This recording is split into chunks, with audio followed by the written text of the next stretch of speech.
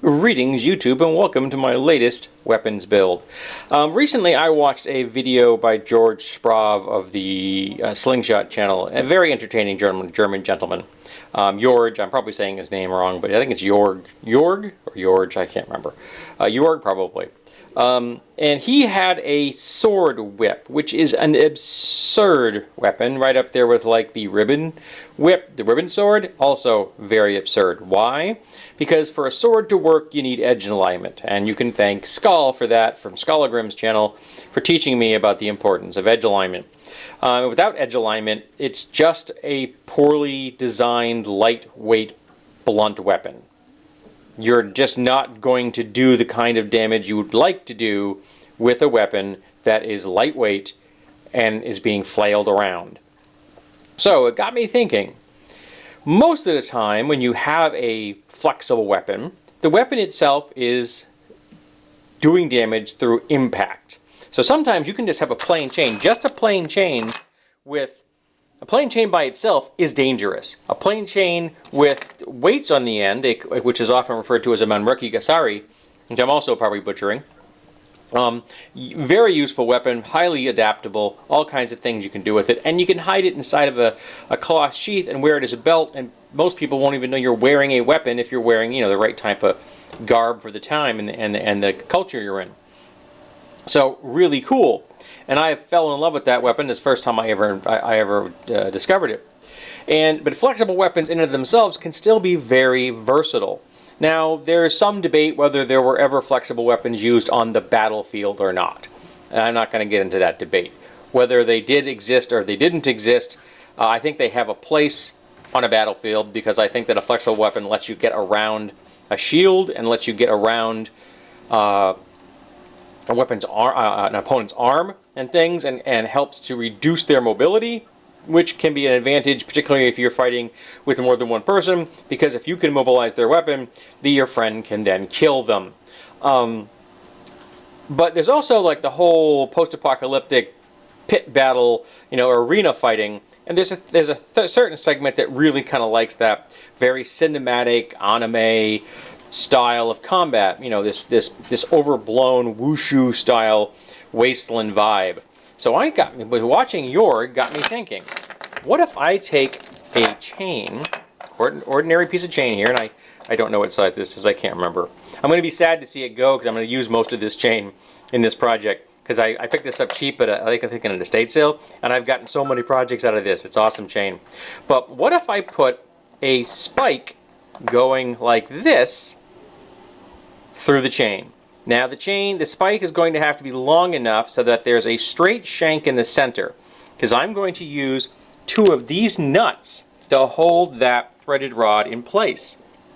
I'm going to put a point on either end, so I have to figure out what length the point is. So I've never actually bothered to measure that. So I'm going to cut one, measure it, and then figure out what the overall length needs to be so I get the shank in the center, which will be long enough. That's the really important part, because I need to have it just wide enough to get nuts on either side. And these nuts are big enough that they don't need anything else. They will hold that in place against this chain. They're bigger. They're just a little bit bigger than this, so they won't go through.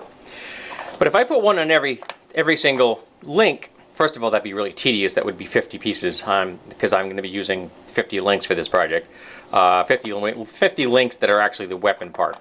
But they would also take out a lot of the flexibility. So I'm going to do every other link, and it's going to have a spike in it, a double pointed spike held in place with nuts.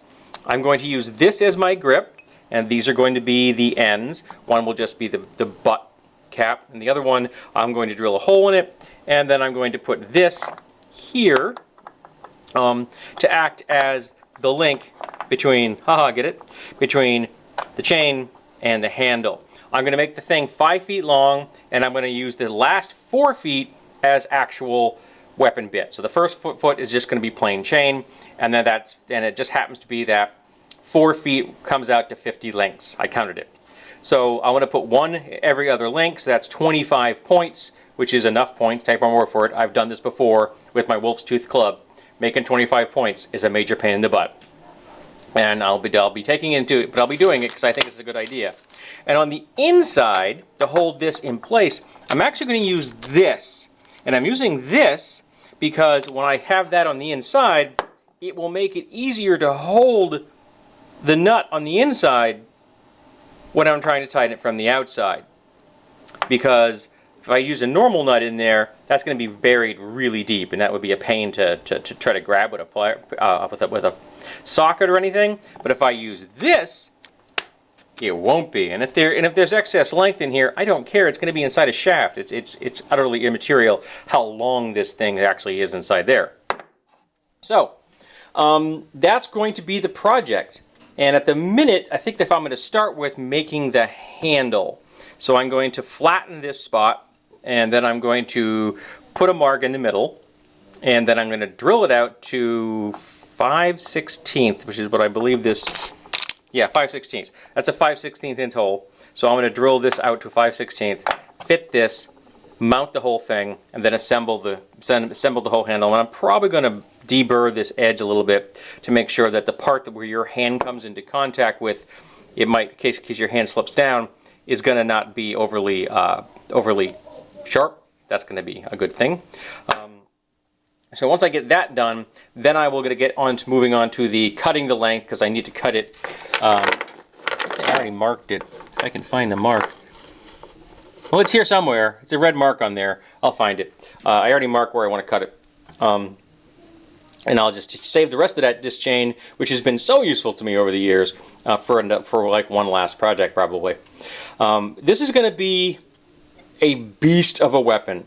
This is not going to be something you're snapping like a whip, even though it's going to have a whip-like handle. That's deliberate on my part.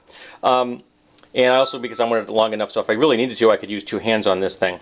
This is very much a sweeping weapon. You're swinging this in big arcs, and the goal is to hit your opponent, hopefully hopefully not just with the tip, but a little bit further in, so that you can get it to wrap around and do damage to them in more than one area. Go around a leg, trip them, and doing damage the entire time.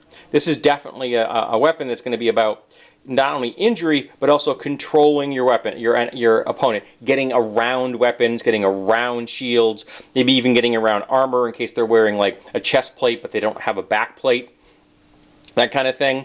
So this is a very dynamic and would in the like a Pathfinder or a D&D type setting be called an exotic weapon. Now within D&D and Pathfinder, there's a weapon called the spike chain, which is absurd because the spike chain is a chain length with blades at the end, and again, edge alignment, they are useless. They're just blunt impact devices at that point. But the chain itself has points on it, and you're supposed to hold the chain that has the points on it. It's dumb. And actually, it's got points on it in the end, not in blades. It's got points. So it does like supposed to do like piercing damage. So like within the rules, it would work underwater. Yeah, it makes absolutely no goddamn sense. I hate the damn thing. Meteor hammers, Mangurki Gasaris, flails, I'm all happy with them, but yeah, no, that's a dumb design, the whole idea of a spiked chain. But I'm going to make a spike chain that's actually going to work. This is a spike chain designed as a length of chain with spikes on it, which is designed to hurt people from more than one direction and do impact damage at the same time. So let's work on the cap and the handle. And then when I'm done, we'll move on to the getting the chain ready, and then start working on the threaded rod. Now this actually, not going to surprise anybody, I got for free from work. So this cost me nothing, and this is probably the most expensive component of this entire project because this is the most expensive thing. This is the next most expensive thing. This is like $5. And I think each of these, I had one already, but I think this one is like $3. 2, 3, I can't remember. But regardless, it's not an overly complex or overly expensive project. That's what I mean to say. Okay, so on to making a handle. And here we have the setup I'm going to be using for drilling the hole. And I'm actually going to try this drill bit in this because this material is very soft. So I'm just going to go right through that, and we'll hopefully go right through that. And hopefully this vise, this clamp here, is going to help me hold it because it is an awkward shape to be working with. I don't want to take the time of getting my vise out and mounting the vise on this thing. It's a kind of a a major issue. It's a lot more work than putting my V-channel in or putting my clamp on. So yeah, I really need to find a better method for holding things like this, one designed specifically for holding. So maybe a piece of steel with a hole in the top that I could then clamp very similarly to this on my table, that I could then use to hold an object straight down and then come right through. So I may figure out what's the biggest hole I ever drill, and then drill one size above that, and then use that as a hold down. Probably get myself a piece of 3/16 flat iron from the hardware store. You know, something like just like a probably, I think they sell that up to 3 inches wide. So a 3-inch wide piece of that would probably make the kind of fixture I need to help me hold objects down when I am drilling them. The only issue is I'm going to have to get some very long quarter 20, again, probably just go quarter 20 pieces of 12-inch threaded rod and just use those to make the clamp to hold everything in place. That would probably be the easiest way, because I don't think I'm going to find long enough bolts that will give me the flexibility that a piece of threaded rod will. I may have some quarter 20 kicking around. I'll have to look through my stock and see if I have enough threaded rod for that particular idea. But yeah, so at the moment, this is what I'm going to do, and we're going to see how it works out. And no, I'm not going to film it, because if it goes very bad, I don't need you to see me hurting myself. So I've just finished tightening the caps together, and it made a heck of a lot easier with this monkey wrench. Now I did screw this one up. I'm going to be completely honest. That one did not go well, so I just used the other one. So this end now has dimples in it. I don't think that really matters to me. I have chamfered. I've knocked off these edges, and I've chamfered this, and I've deburred the flat as well. So if your hand comes in contact with this, it's not going to hurt. Yes, I know how incredibly phallic that looks. My apologies. So this is all set. I am going to have to open up this link here to get the chain in, but that's not something I need to do at the minute. That'll be the final stage when I'm connecting the handle and the chain together. So this handle is now completed, and seeing as I don't feel like getting kitted up at the moment for angle grinding and cutting, I'm going to hold off on that right now. It's getting closer to lunchtime, but so that's going to be the next stage. So take this out of the vise, put this away. Yeah, I know you probably won't believe that I actually occasionally put things away if you look at my workbench, but I do occasionally put things away. And then I need to go upstairs, and I think I need to work on a project at the kitchen as well. So there you go. I'm on vacation. Can you tell? I'm doing stuff around the house, making weapons, doing chores, you know, things that everybody has to do. But in my case, it also means making really dangerous things. Really dangerous thing, because I'm done. This is going to be one really dangerous piece of chain. And there we have 25 points cut. I'm getting really good at doing this. It isn't necessarily a skill that I had planned on acquiring, but I've gotten really good at this. Though I'm going to try a different method for putting the points on. I'm actually going to try using my flap wheel on my angle grinder. I'm going to set my angle grinder up in here with the flap wheel facing up and see if I can get the points onto these things faster that way than using my belt sander. We'll see how that goes. If it doesn't go in a way I'm comfortable with once I start doing it, I won't do it. I'll go back to the belt sander. I did discover that my Lennox diamond cutoff wheel was not good at making the kind of plunge cuts that I have to make on these. So I went back to my 1/8 inch abrasive wheels, and they do a better job. They do make more waste. I mean, like there's more, you know, sparks and crap because you're abrading the wheel as you go. But this was just not making the kind of plunge cut through this steel. It's not necessarily uber hard, but it's much harder than mild steel. So this was giving more resistance than I was comfortable with using this type of wheel for. So I went back to the abrasive wheels, and they did an admirable job. And so now I've got 25 points. So now it's a process of 25 potential points. Now I actually have to put points on them and deburr them so that I can get the nuts on from both ends, because you can't have any of these burrs on there at all if you want to be able to get a nut onto those threads. I discovered that too when I first started doing these kinds of projects with my wolf's tooth club, which I think has already gone up at the time of this filming.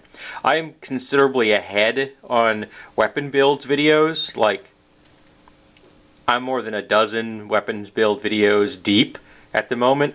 So I'm can never quite remember which one has gone up recently. I think the bladed club with 3 points on it. That was the last one I put up, I think. So alrighty. So now it's going to be setting up the angle grinder. I have to change the wheel and then start the process of putting points on these, and we'll see how that goes. There we have 25 pointy boys, and in the order I plan on putting them on the chain, I'm going to start with this one and work my way down, because the rods that I used, the threaded rods I used, had different levels of oxidation on them. I have no clue what these were used for at work. They sat in a corner leaning against the wall for 3 years, which is why I got them, because I'm like, boss, you've been sitting here for 3 years. Can I have them? Yep. So I took them home. But I have no idea why they look like this, but they look like this. So that's what I'm going to do. And using my my angle grinder rather was much faster than my belt grinder. So my sander, so much faster. And the unintended side effect of this is that when this thing spins, and it's spinning in this direction, it creates a wonderful breeze.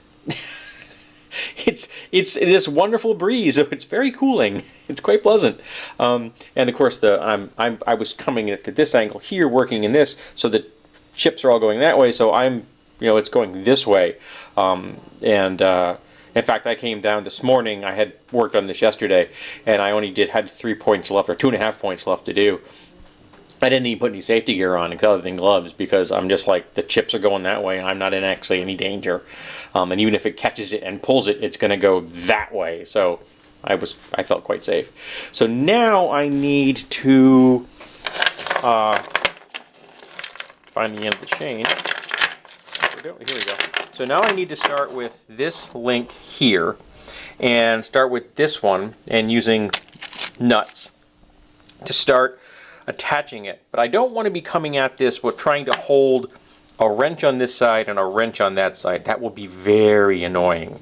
It would be very nerve-wracking. So I'm going to see if I can isolate one of the nuts here in my vise. If I can make that work, I'll show you what it looks like. That way I will have one nut and the threaded rod in it firmly in place, and then I will be able to just come from the other direction with the other nut and then tighten it all down, and just continue to repeat that every other link until I'm out of chain, or I'm out of points. And then attach the thing together, and I'm finished.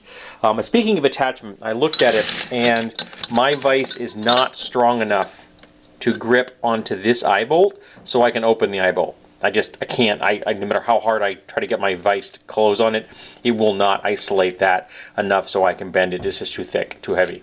So I dug around in my collection, and I found this link. So that's going to be the link I'll be using to connect the chain and the handle together. And it's almost the same thickness as this, and it is the same thickness as this. So I'm not really losing any structural strength in any way, shape, or form with this particular connection. And when it's finger tight at the moment. When I'm done, I'll tighten it up with a wrench so that it is as tight as I can get it, because it's not coming apart. I'm never going to take this apart. I tend to, these unusual builds tend to get built and they never get taken apart. So it is what it is. So take this out and see if I can use my vise to help me isolate that one nut on one side, so the whole thing will be easier to assemble. That's the next step. So this does in fact work. By grabbing the corner on the two flats, I can definitely grab this and then tighten the entire thing up with a simple wrench. So that's the method I'm going to be using. So now I just need to do this 25 times in a row because that's actually not tight yet. So yeah, this is a little tedious, but they're playing Charles Dickens on the radio at the moment because today is Christmas 2020. Yes, this is a Christmas video. Ho ho ho, Merry Christmas. So just going to be doing a whole lot of this over and over again until I'm done. Bit of a complication. The links are ever so slightly too large. So I had to polish off the ends of both of these. Not enough to make it weak, but enough so that I could then get the nut to turn, because the nut was actually impacting the corner, the end of the link, and then it just wasn't tightening. So I'm going to have to, in fact, I just set up my angle grinder, ground off those two, put it back in, took it out, put this back in there so I could then try it to see how well it works. Then I know for sure that I can now do this, so that I still have the looseness, and I don't mind if I lose a smidge of mobility on those links. That's the reason I'm going every other link anyway. But yeah, so this is how I'm going to have to do it. So I'm going to have to go through this whole chain and knock the corners off of every other, well, essentially the corners off every link I'm not putting a bolt through, putting a spike through. So all of the corners from all the spiked links, we're going to have to get polished down like that. So yeah, that's going to be tedious as all hell, but it is what it is. I knew this was going to go. It wasn't going to go as smoothly as I thought it was, because, you know, it never really does. But I got to tell you, these things are really quite pointy. This is going to be really, really dangerous when I'm done. I can't wait till I'm finished. Alrighty, so set the angle grinder back up and get to work on doing all the links. Knocking the corners down on all the links so that I can then finish the assembly. Make sure I don't do too many. I don't need to. I'm going to make sure I don't go too far, because I don't need to do more than I actually have to do, because this is very tedious and slightly dangerous, because I have, you know, dangling length of chain in one hand while I'm trying to polish the other one. So yes, there's a certain degree of danger involved in this whole process. So I don't want to be doing more in links than I absolutely 100% have to. But on to the grinding. First off, my apologies for the sound in the background. That is a dehumidifier, because we have some water in my basement. Not a huge amount, but we have some water in my basement because it's a very, very rainy Christmas. So I screwed up. This is not a real shock for anyone that's watched my channel. I did the wrong link. So I ended up doing all the links all the way down to the point where I didn't need to do them anymore. Which was a very long, tedious, unpleasant task, because, again, flapping chains and having to hold hot links very tightly in my hands. My hands cramp now, and I had to stop repeatedly and use the airflow from the grinder to cool my hand off, because it's, again, very hot, very unpleasant. But it's done. So now we can go on to the assembly. So I'm hoping the next clip will be the completed device, because I've already shown you how I'm going to attach it. I really don't need to show you that. So, yeah, let's get on with it. Let's lay the plans, as I've said in the past. I'm done. When I made my wolf's tooth club, I mentioned that it was the most dangerous thing I'd ever made. And when it comes to handling a weapon, maybe the double spear shield is the most dangerous, because there's no easy way to handle that or store it. It's hanging in a corner where hopefully it will never hurt anybody. But this wins the prize. This is the most dangerous thing I have ever made. This is a chain with 50 points on it that is heavy and dangerous, both to the target and to the user. You would have to have a high degree of confidence in your ability to swing this thing to use it in combat. But if you hit anybody with it, it is going to be devastating. Absolutely devastating. So I'm going to take this outside, and I'm going to take some pics, and we're gonna call it good. I'm really happy with this, man. This is just friggin' evil. This really looks like something a demon would use out of the pit. Seriously. If anybody has ever looked at the game of Talislanta, on the cover, I believe, of the first edition, there's a guy using a weapon which is kind of a whip with little cubes, and each cube has got points on it. And I loved that image, and I thought it was just so damn cool. And this is as close as I'm ever going to get. But this thing is like barbed wire taken to 11 and made much more dangerous. Alrighty, so outside, take some pics, and then upstairs for lunch, because this has taken me like 3 days of working a few hours each day. I'm on vacation, so I'm not really busting my nuts on this one. But yeah, really cool. And that is a sneak preview of the next project.